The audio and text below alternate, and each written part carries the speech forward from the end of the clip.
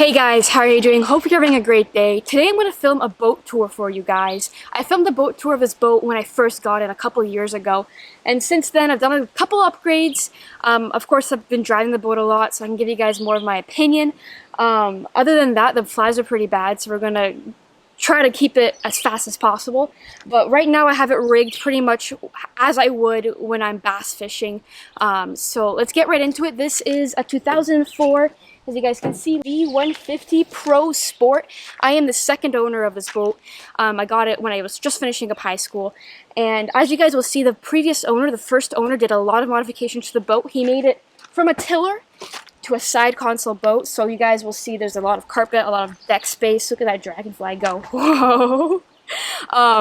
So like I said, 2004 Legend boat. If I was to buy this boat again, in the position that I was and the price that this boat was at, I would definitely buy it again. Now, though, I've definitely outgrown this boat a little bit. It is getting a little bit tight for me, but it still definitely gets the job done. So on to the engine. This is an Evinrude E-Tech 40 horsepower 2006 engine. The plastic is kind of wearing off of it. The guy previously kept it out in the sun a lot. I think it did a lot of damage. I put a cover on it now, so hopefully I can kind of keep it together a little bit. But great motor, I have no issues with it whatsoever. Probably has less than 100 hours on it, to be honest with you guys, but kind of sad to see Evinrude go.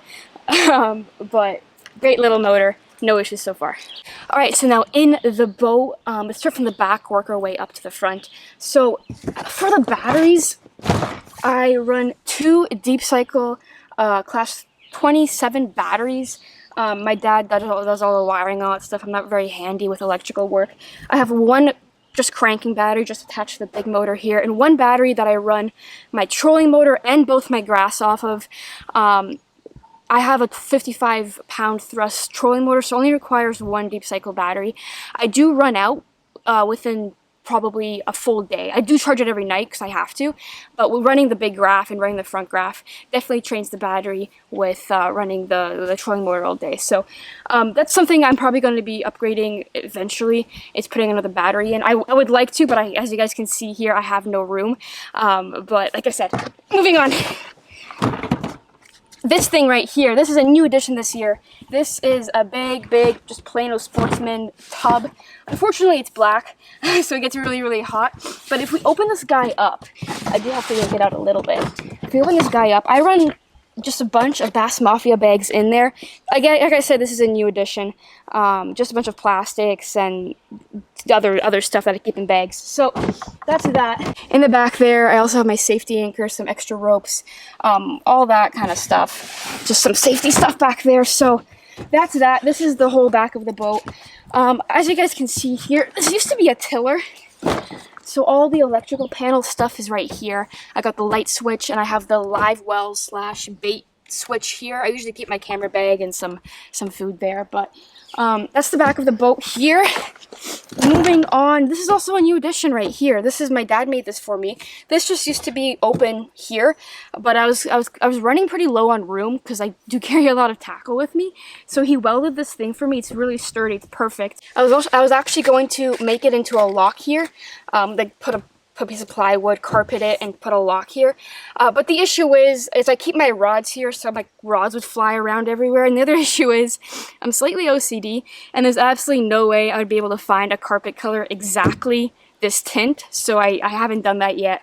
But as you guys will see, this is kind of my rod setup. I have the rods at the very front over there. The ones that I'm using currently, I have them set up here so I can quickly pick one up and use it. And then the rods that I have with me that are ready to go, but I'm not currently using, go there. And I also sometimes slide a couple rods in there, just some extra stuff. It's, you know what, I mean, it's pretty spacious when you're fishing by yourself, but you have people with you, you really have to cram a little bit. But here we have the built-in storage compartment that this boat obviously came with. As you guys can see, I have all of my hard tackle here, extra line, extra hook, so my terminal tackle that goes there. And on this side, we have not necessarily a live well. I don't think it was intended to be. It's very, very small. As you guys can see, stick the camera in there. But I think it's made I think it's made more of like a bait keeper thing. The fish are very happy in there. It's very well oxygenated and all that stuff. I haven't kept more than 2 fish in there, and I haven't kept them in there more than a couple hours, and I honestly wouldn't because it's not very spacious. So I only really keep a fish in there if I'm working an area and I catch a fish and I want to get a picture later, or if I'm fishing a school of fish, I don't want to put the fish back, if they're big, of course, just to turn off the school. So that's that. On to the hot seat right here. This is the hot seat. This is where all the magic happens, I guess. Most of the magic happens, I guess you could say. As I told you guys before, this is an addition, this whole side console thing. No, I mean, I prefer a side console or tiller personally, just a little bit, I don't know, I just feel more comfortable. As for the graph here, it's not plugged in, but we have a Helix 10. It has SI, Mega, everything on it. It's the Gen 2. I got it on sale when the Gen 3 were coming in.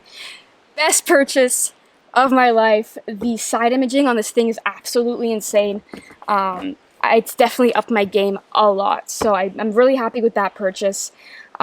And I have a little iPhone thingy here so I can take a picture if I'm by myself. This thing is also a great little addition that I added. It's a bait keeper, so I have my phone in there now, but pliers, scissors, baits that I'm letting dry before I put them back. I have my little controller thing, I have a scale, I have all my sauce scent in there, some bang scent, I probably don't want to spray, it's been in there for years, some bug spray. That's also a great little addition that I use literally all the time. Moving on to the front deck, I have this Yeti, what's it called, accessory box called the Go Box. It's super pricey, but I initially got this box to go in the back, but I ended up using it more as to my car, to my boat, to another person's boat kind of deal. So I actually store everything in here. I have my wallet, all my sunglasses, a tape measure and all that stuff up here, and then down here I have my Gopro lithium power box that I charge all my batteries with when I'm on the go. And I kind of made this into a swim bait box this year, so I have all my clash baits here, nicely sound in their box. I have my bait rack that I keep all my swim bait, my bigger swim baits in. And I usually just throw a couple more accessories in there, some water, some charging cables, but that kind of goes here as a step, and it's a lot easier when I'm fishing with someone. We can kind of, makes the deck a little bit bigger. But underneath there is kind of all the boring stuff. We got a measure, we got a buoy thingy, I don't know what it's called. We have 2 20-liter gas tanks. That's how I fueled this bad boy. Here I have all of my paperwork, some extra pliers, some first aid stuff, and then under there I have, you can't really see, I have a jumbo cable, I have my safety kit, I have an oar, I have an extra life jacket. Just all my safety stuff that we're required to have here in Ontario kind of goes under there. And to the front deck, this is literally where all the magic happens. It's not very big, but like Aaron and I fit on here pretty well. We have Helix 5 in the front. It's just the Gen 1, just literally the sonar. I have it just to see the deep weed edges pretty much. I mean, I don't really use it much at all. I just like have an idea of where I am in relation to what I graphed on the big guy. And as for the trolling motor, Minn Kota Tarova, 55-pound thrust. It has iPilot. It does not have link, but it has iPilot. Again, one of the best purchases I've made just because of this guy right here. That button right there. That's the spot lock button. Spot lock button? Money saver. I mean, it's great to have, especially if you're fishing offshore, just to stay on top of the spot that you're fishing. But another great thing, if you guys are filmmakers, when I catch a fish, I just press spot lock, I get my filming done, and I go back to fishing. So another great addition right here.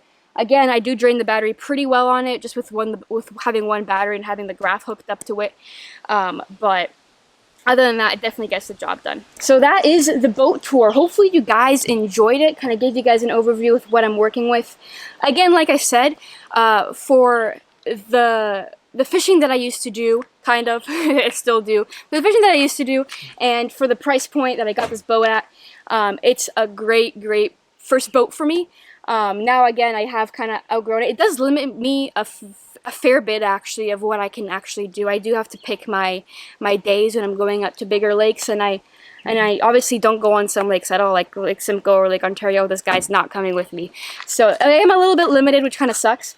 But for what I do most of the time, it's a great boat. So hopefully you guys enjoyed this video. If you guys have any questions, let me know down below in the comments. And other than that, I'll see you guys in the next one.